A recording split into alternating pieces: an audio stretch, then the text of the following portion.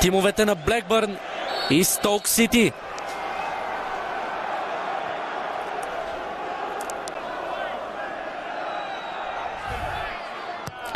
Ето го центрирането в наказателното поле. Шанс за Стоук. Крауч стреля 1-0. Питър Крауч, 10-та минута на Ют Парк. Стоук Сити повежда срещу Блекбърн. Човекът Стоук Сити сега го прави отново и то след само 10 минути игра. Изключително груба грешка в отбраната на Блекбърн.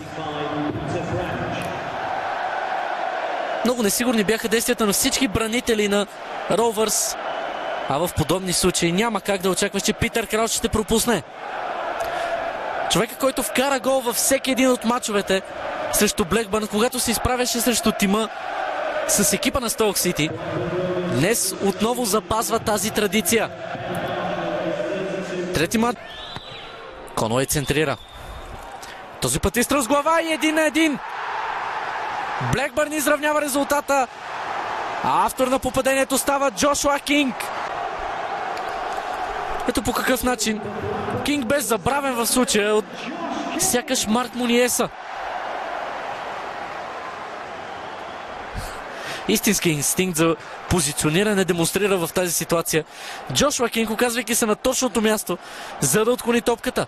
Със сигурност нямаше как първоначалният изстрел с глава да затрудни или да преодолее, ако трябва да бъдем точни, Джак Бътланд, но с тази добавка Джошуа Кинг изравнява резултата на Ют Парк. Със сигурност, когато напуснеш гол линията, излезеш толкова напред, колкото Джак Бътланд го стори, трябва да си изключително уверен в своите действия. Шанс за Джошуа Кинг! Пада на земята, а това ще е дуспа. И респективно червен картон за Джеф Камерън. Сериозни проблеми за Стоук Сити в края на първото полувреме.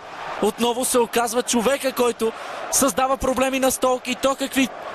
Нападателя успява да спечели дуспа в полза на своя отбор. Страхотно подаване на Гестет. Се реваншира. Гестет стреля 2-1 в полза на Блекбърн.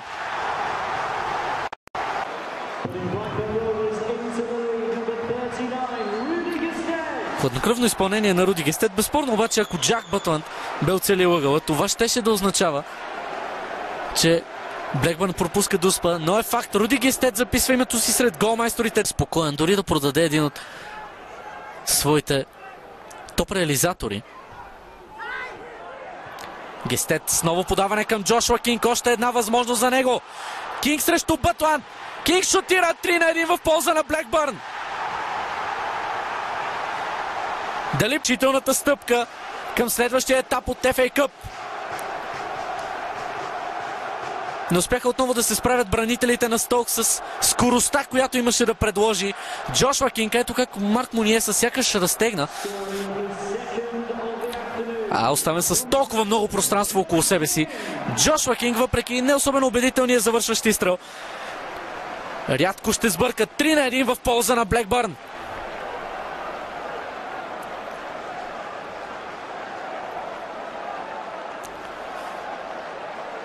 Фантастичен начин на Блекбърн да покаже една истинска заявка за местата, даващи право на участие в плейофите за Висшата лига. Кинг преследва своя хеттрик. Джошуа Кинг 4-1 в полза на Блекбърн. Хеттрик за Джошуа Кинг. И сякаш това окончателно означава, че Блекбърн... И то с какъв стил ще бъде постигнато това? Нямаше засада на една линия бе Джошуа Кинг в случая с Стефан Нзонзи. И ето доказателство за това, че с тази уязвима тройка в отбрана Блекбърн може да нанесе допълнителни щети на своя съперник. Много идентичен бе този гол на Джошуа Кинг с това, което видяхме като негово второ попадение. А ето, че за пръв път през тази годишната кампания Джошуа Кинг успява да се разпише на 3 пъти в един двубой. Едва 23 годишна, със сигурност с подобни представения предполагат едно бляскаво бъдеще за този норвежец.